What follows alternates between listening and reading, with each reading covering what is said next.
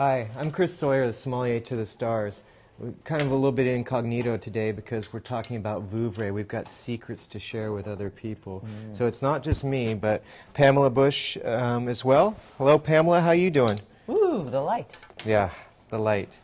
Right now we're in San Francisco at La Boutique. We're having a great time here, tasting through a huge lineup of the fabulous wines of Vouvray. For those of you that don't know much about Vouvray, the region is based right a little bit southwest of Paris, on your way to the ocean. It takes about an hour and a half to get there from Paris. It's a fantastic zone, and probably what makes it so special is the type of terroir that is there. Grown in this region is the Chenin Blanc grape.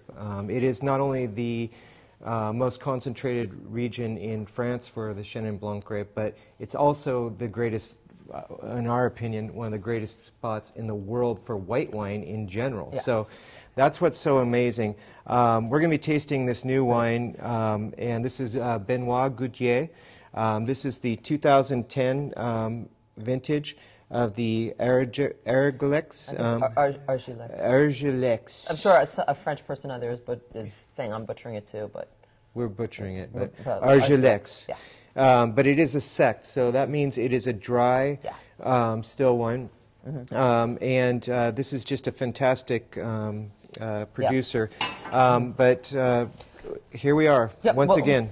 Well, I've got to say, Benoit Goutier has been one of my favorite Vouvray producers for many, many, many years. And like, going back to the mid-90s, I've loved these wines. You know, we're tasting it right now, and my glass actually tastes great, but it's coming in that some of the bloggers or some people out there are finding it to be a little sparkly, a little effervescent.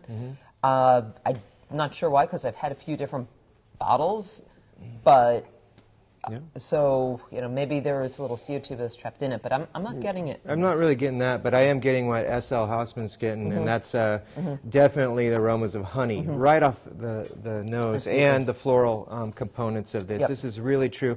One thing about Benoit Goutier and the family, 7th generation farming this for hundreds of years. So this is a really amazing piece of land that they're talking about. And just if you don't know this specialty kind of soil that these vines are planted on, this is a white kind of clay-based soil, clay, limestone, and silica. So little parcels of little pieces of crystal right in there in the soils, and it's beautiful to look at.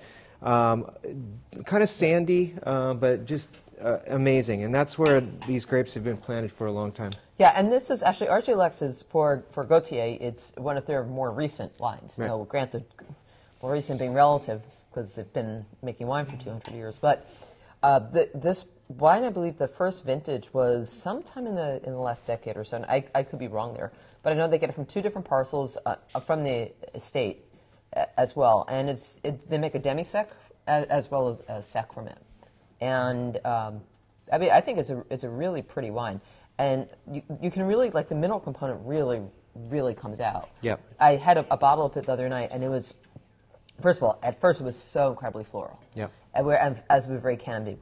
I was getting lots of geranium and just all these really pretty aromatics. The next day I actually had some from the same bottle. Yeah.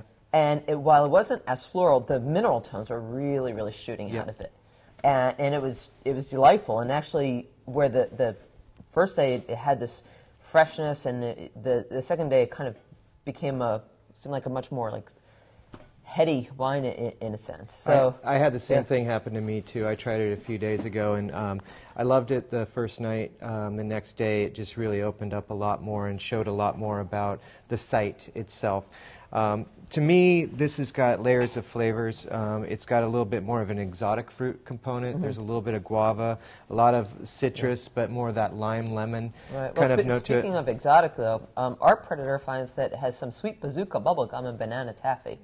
Now, that is honestly, and I know what you mean by that. Absolutely. Oh, it does smell like a little bit of bubblegum for sure. Yeah. And specifically bazooka, though. Yeah. Weinbratz SF onto Gautier, delicious honey, pear, flinty notes, ripe cantaloupe, definitely ripe cantaloupe. Love the ripeness in here and the richness. No, I think like the ripe cantaloupe, that just, not overripe, but just like perfect. Yeah. Those are hard to ripen sometimes. They did a good job on these grapes, though. Yeah, they sure did. So this is one of those wines. It's very important to note that sect versus demi-sect. Sect is released basically almost on a yearly basis. Demi-sec is only on the great vintages. Right, and sec is pretty much anything from being completely dry to having 0.4% residual sugar. Yep. And then demi-sec is above that. Yeah. To 1.2. Yep. UC Beau says it pairs great with wings baked in fish sauce and spices. So I hope those are, I'm not sure what kind of wings those were, but I don't know, but well, gills maybe. But wonderful stuff. I think that why this is so interesting is just I really get a lot of that minerality out of here. Yeah. It's just coming out. It's starting to pop right now. Yeah, and also has really great texture too, where it's like I'm not sure if there was any skin contact with this wine or not, and it doesn't really seem like that too much. But there is a lot of texture that's coming through. Yeah, you know, in the region of Loire Valley, a really classic dish there is the pike perch. So it's a lighter kind of fish, but you know they eat it there all the time, and this would be a classic kind of pairing with the pike perch. Oh wait, UC Beau says not fish wings, chicken wings. Chicken wings. That's what I thought you were going to, but yeah, Pok Pok recipe from Portland. Good deal. Yeah.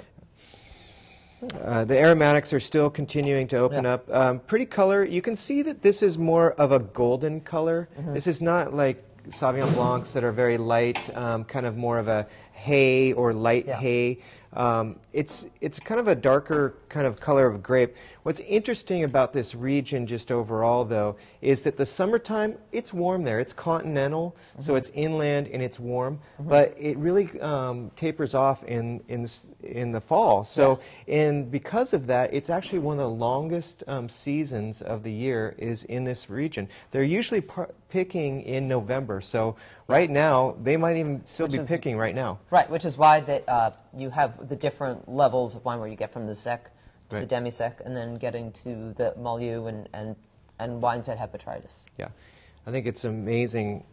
But once again, we discussed this in our last segment too.